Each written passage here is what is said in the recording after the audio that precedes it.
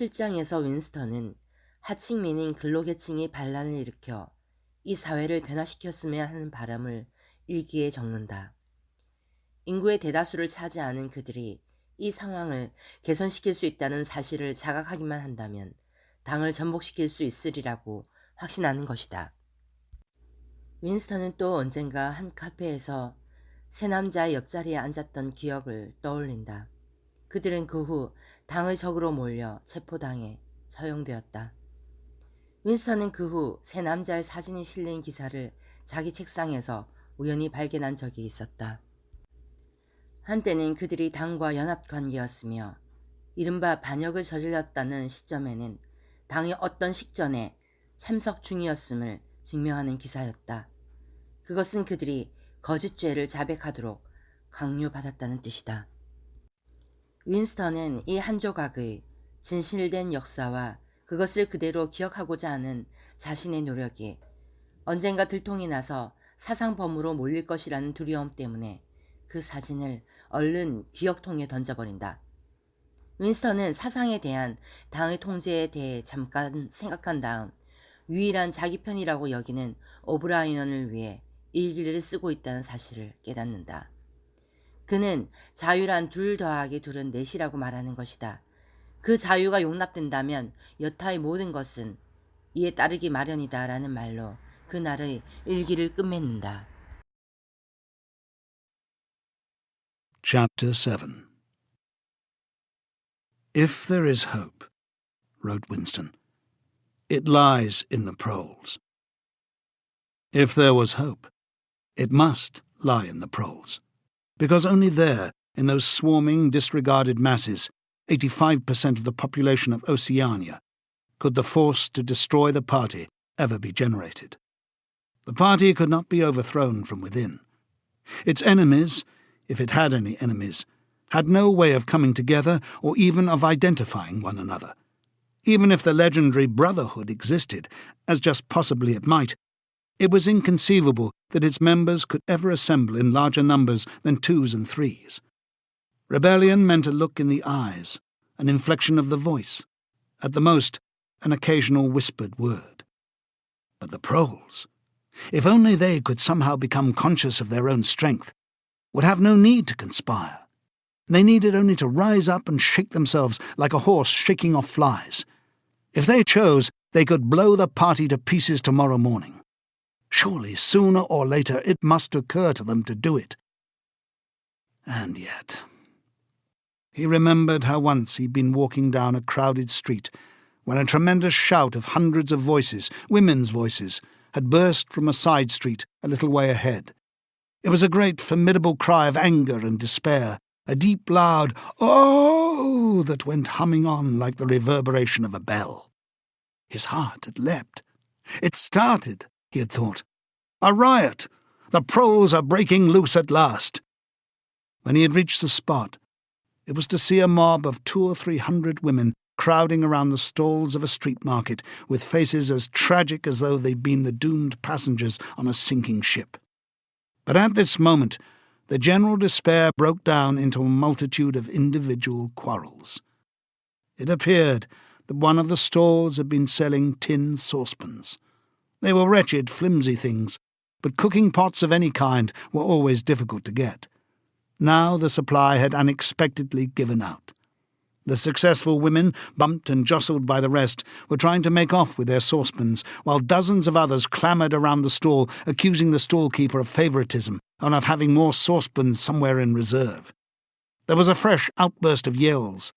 2 bloated women, one of them with her hair coming down, had got hold of the same saucepan and were trying to tear it out of one another's hands. For a moment they were both tugging, and then the handle came off. Winston watched them disgustedly. And yet, just for a moment, what almost frightening power had sounded in that cry from only a few hundred throats. Why was it, then, that they could never shout like that about anything that mattered? Until they become conscious, they will never rebel. And until after they have rebelled, they cannot become conscious. That, he reflected, might almost have been a transcription from one of the party textbooks. The party claimed, of course, to have liberated the proles from bondage. Before the revolution, they'd been hideously oppressed by the capitalists. They'd been starved and flogged. Women had been forced to work in the coal mines. Women still did work in the coal mines, as a matter of fact. Children had been sold into the factories at the age of 6.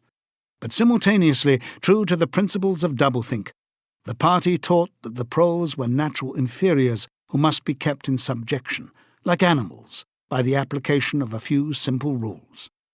In reality, very little was known about the proles. It was not necessary to know much. So long as they continued to work and breed, their other activities were without importance. Left to themselves, like cattle turned loose upon the plains of Argentina, they had reverted to a style of life that appeared to be natural to them, a sort of ancestral pattern. They were born, they grew up in the gutters, they went to work at 12.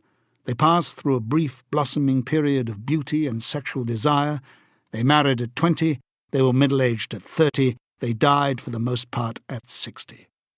Heavy physical work, the care of home and children, petty quarrels with neighbours, films, football, beer, and above all gambling, filled up the horizon of their minds. To keep them in control was not difficult.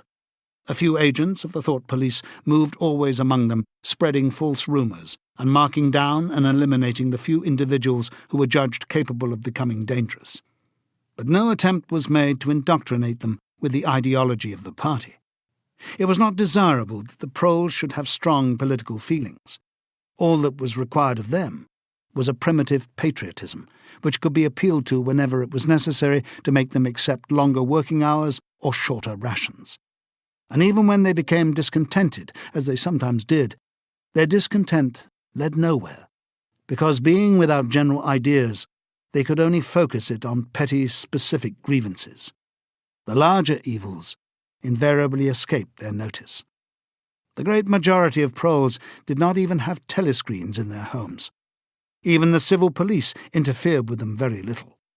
There was a vast amount of criminality in London, a whole world within a world of thieves, bandits, prostitutes, drug peddlers and racketeers of every description. But since it all happened among the proles themselves, it was of no importance. In all questions of morals, they were allowed to follow their ancestral code. The sexual puritanism of the party was not imposed upon them. Promiscuity went unpunished. Divorce was permitted. For that matter, even religious worship would have been permitted if the proles had shown any sign of needing or wanting it. They were beneath suspicion. As the party's slogan put it, proles and animals are free. Winston reached down and cautiously scratched his varicose ulcer. It had begun itching again. The thing you invariably came back to was the impossibility of knowing what life before the revolution had really been like. He took out of the drawer a copy of a children's history textbook, which he had borrowed from Mrs. Parsons, and began copying a passage into the diary. In the old days, it ran, before the glorious revolution, London was not the beautiful city that we know today. It was a dark, dirty and miserable place, where hardly anybody had enough to eat and where hundreds and thousands of poor people had no boots on their feet and not even a roof to sleep under. Children no older than you are had to work 12 hours a day for cruel masters who flogged them with whips if they worked too slowly and fed them on nothing but stale bread crusts and water. But in among all this terrible poverty, there were just a few great big beautiful houses that were lived in by rich men who had as many as 30 servants to look after them. These rich men were called capitalists. They were fat, ugly men with wicked faces, like the one in the picture on the opposite page. You can see that he is dressed in a long black coat, which was called a frock coat, and a queer shiny hat shaped like a stovepipe, which was called a top hat. This was the uniform of the capitalists, and no one else was allowed to wear it.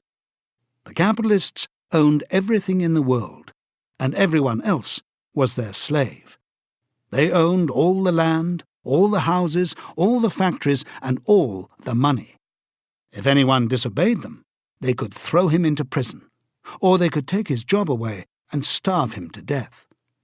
When any ordinary person spoke to a capitalist, he had to cringe and bow to him and take off his cap and address him as Sir. The chief of all the capitalists was called the King. But he knew the rest of the catalogue. There would be mention of the bishops in their lawn sleeves, the judges in their ermine robes, the pillory, the stocks, the treadmill, the cat-o'-nine-tails, the Lord Mayor's banquet, and the practice of kissing the Pope's toe. There was also something called the jus primae noctis, which would probably not be mentioned in a textbook for children. It was the law by which every capitalist had the right to sleep with any woman working in one of his factories. How could you tell how much of it was lies? It might be true that the average human being was better off now than he had been before the revolution.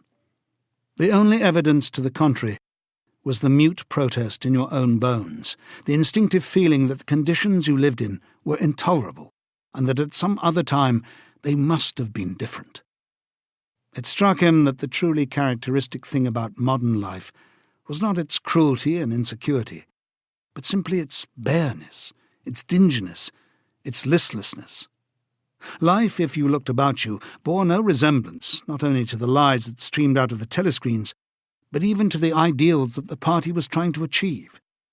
Great areas of it, even for a party member, were neutral and non-political, a matter of slogging through dreary jobs, fighting for a place on the tube, darning a worn-out sock, cadging a saccharine tablet, saving a cigarette end.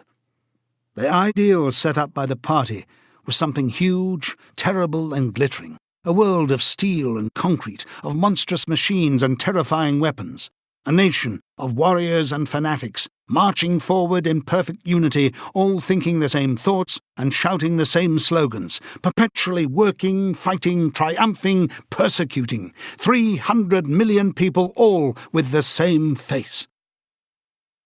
The reality was decaying, dingy cities where underfed people shuffled to and fro in leaky shoes, in patched-up 19th-century houses that smelt always of cabbage and bad lavatories.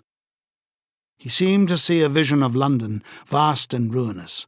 A city of 1,000,000 dustbins, and mixed up with it was a picture of Mrs. Parsons, a woman with lined face and wispy hair, fiddling helplessly with a blocked waste-pipe. This book is continued on disc 3. He reached down and scratched his ankle again.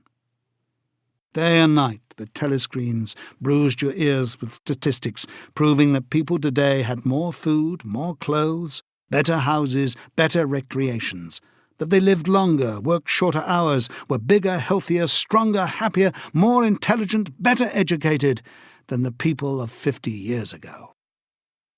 Not a word of it could ever be proved or disproved. The party claimed, for example, that today 40% of adult proles were literate. Before the revolution, it was said, the number had only been 15%. The party claimed that the infant mortality rate was now only 160 per 1,000, whereas before the revolution it had been 300. And so it went on. It was like a single equation with two unknowns.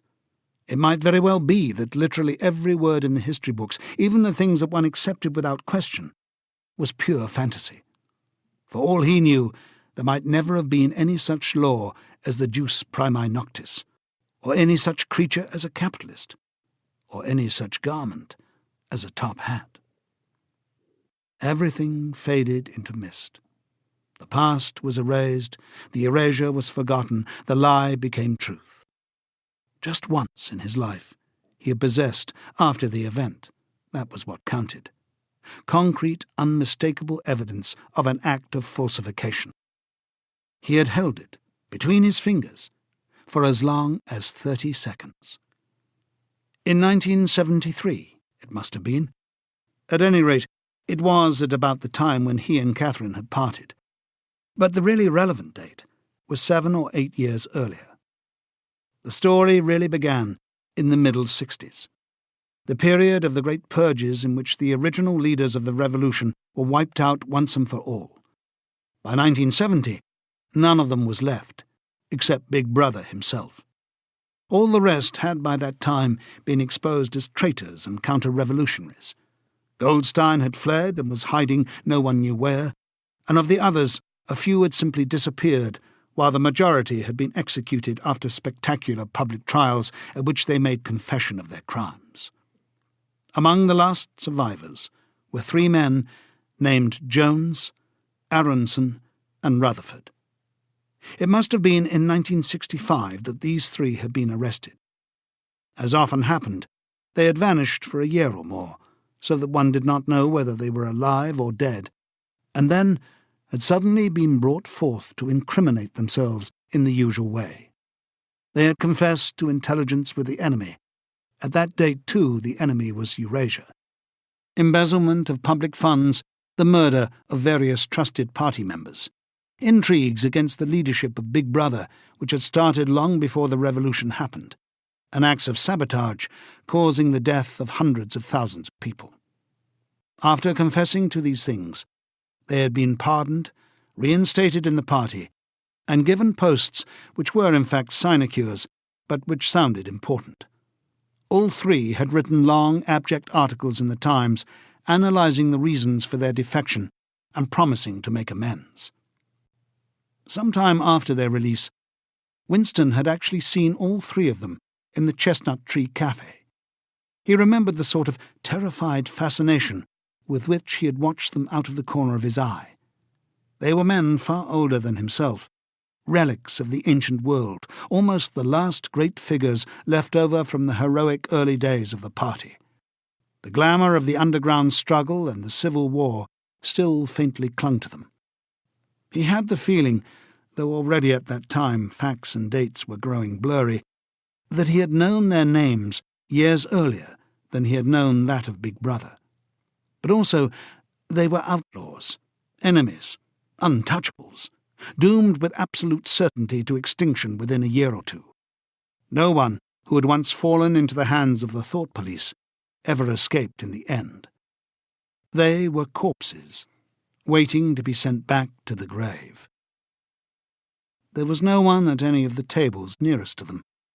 It was not wise even to be seen in the neighbourhood of such people. They were sitting in silence before glasses of the gin flavoured with cloves, which was the speciality of the cafe. Of the 3, it was Rutherford whose appearance had most impressed Winston. Rutherford had once been a famous caricaturist, whose brutal cartoons had helped to inflame popular opinion before and during the Revolution. Even now, at long intervals, his cartoons were appearing in the Times. They were simply an imitation of his earlier manner, and curiously lifeless and unconvincing. Always they were a rehashing of the ancient themes: slum tenements, starving children, street battles, capitalists in top hats. Even on the barricades, the capitalists still seemed to cling to their top hats. An endless, hopeless effort to get back into the past. He was a monstrous man, with a mane of greasy grey hair, his face pouched and seamed with protuberant lips. At one time, he must have been immensely strong. Now his great body was sagging, sloping, bulging, falling away in every direction. He seemed to be breaking up before one's eyes like a mountain crumbling. It was the lonely hour of 15. Winston could not now remember how he had come to be in the cafe at such a time. The place was almost empty. A tinny music was trickling from the telescreens. The 3 men sat in their corner almost motionless, never speaking.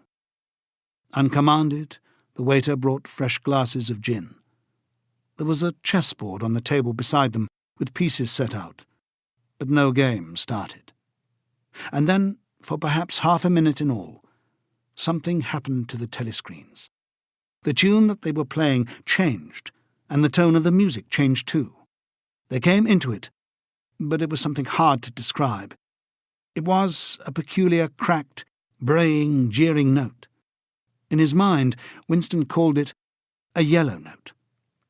And then a voice from the telescreen was singing, Under the spreading chestnut tree, I sold you and you sold me. There lie they and here lie we, under the spreading chestnut tree. The three men never stirred. But when Winston glanced again at Rutherford's ruinous face, he saw that his eyes were full of tears, and for the first time he noticed, with a kind of inward shudder, and yet not knowing at what he shuddered, that both Aronson and Rutherford had broken noses. A little later, all three were rearrested. It appeared that they had engaged in fresh conspiracies from the very moment of their release. At their second trial, they confessed to all their old crimes over again with a whole string of new ones. They were executed, and their fate was recorded in the party histories, a warning to posterity. About 5 years after this, in 1973, Winston was unrolling a wad of documents which had just flopped out of the pneumatic tube onto his desk, when he came on a fragment of paper which had evidently been slipped in among the others and then forgotten. The instant he had flattened it out, he saw its significance. It was a half-page torn out of the Times of about 10 years earlier.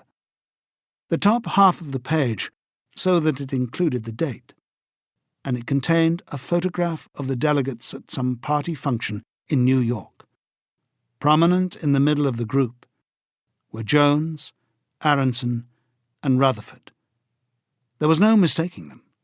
In any case, their names were in the caption at the bottom. The point was that at both trials, all three men had confessed that on that date they had been on Eurasian soil.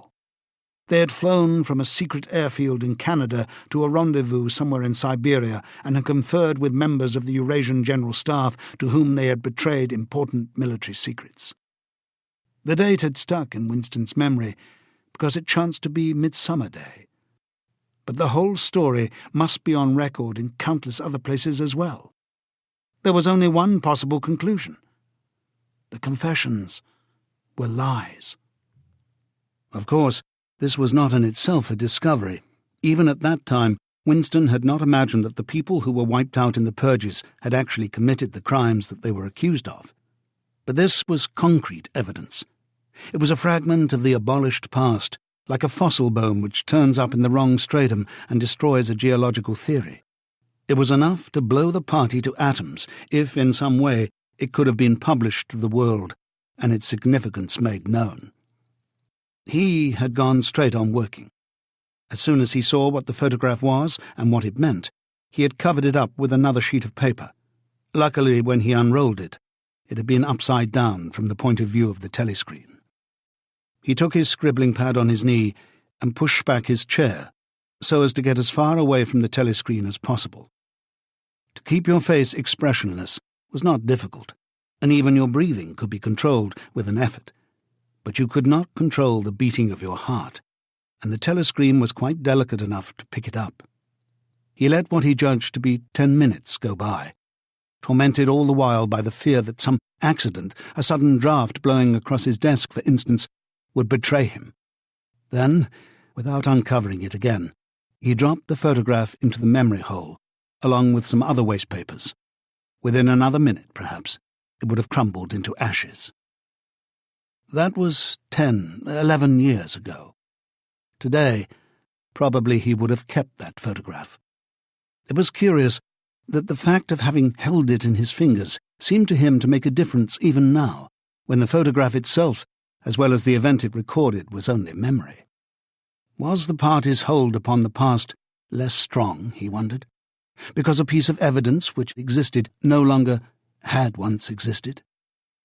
But today, supposing that it could be somehow resurrected from its ashes, the photograph might not even be evidence. Already, at the time when he made his discovery, Oceania was no longer at war with Eurasia, and it must have been to the agents of Eurasia that the three dead men had betrayed their country. Since then, there had been other changes. 2, 3, he could not remember how many. Very likely, the confessions had been rewritten and rewritten, until the original facts and dates no longer had the smallest significance.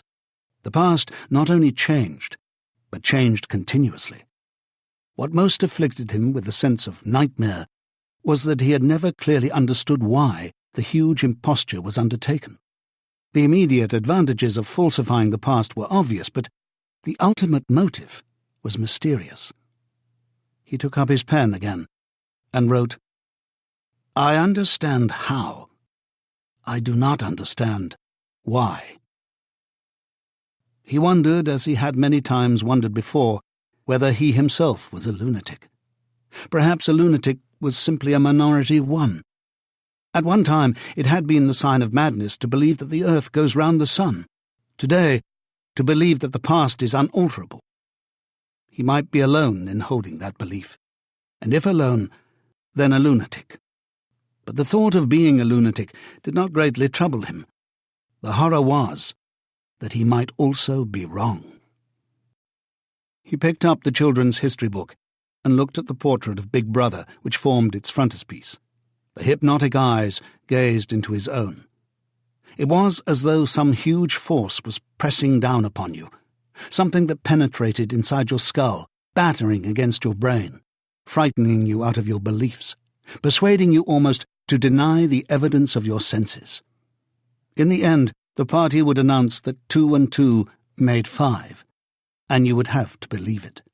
It was inevitable that they should make that claim sooner or later. The logic of their position demanded it. Not merely the validity of experience, but the very existence of external reality was tacitly denied by their philosophy. The heresy of heresies was common sense. And what was terrifying was not that they would kill you for thinking otherwise, but that they might be right. For after all, how do we know that 2 and 2 makes 4? Or that the force of gravity works? Or that the past is unchangeable? If both the past and the external world exist only in the mind, and if the mind itself is controllable, what then? But no. His courage seemed suddenly to stiffen of its own accord. The face of O'Brien, not called up by any obvious association, had floated into his mind. He knew with more certainty than before that O'Brien was on his side. He was writing the diary for O'Brien, to O'Brien. It was like an interminable letter which no one would ever read, but which was addressed to a particular person and took its colour from that fact. The party told you to reject the evidence of your eyes and ears. It was their final, most essential command. His heart sank as he thought of the enormous power arrayed against him, the ease with which any party intellectual would overthrow him in a debate, the subtle arguments which he would not be able to understand, much less answer. And yet he was in the right. They were wrong and he was right. The obvious, the silly and the true had got to be defended. Truisms are true. Hold on to that. The solid world exists. Its laws do not change. Stones are hard, water is wet, objects unsupported fall toward the earth's centre. With the feeling that he was speaking to O'Brien, and also that he was setting forth an important axiom, he wrote, "Freedom is the freedom to say that 2 + 2 make 4. If that is granted, all else follows."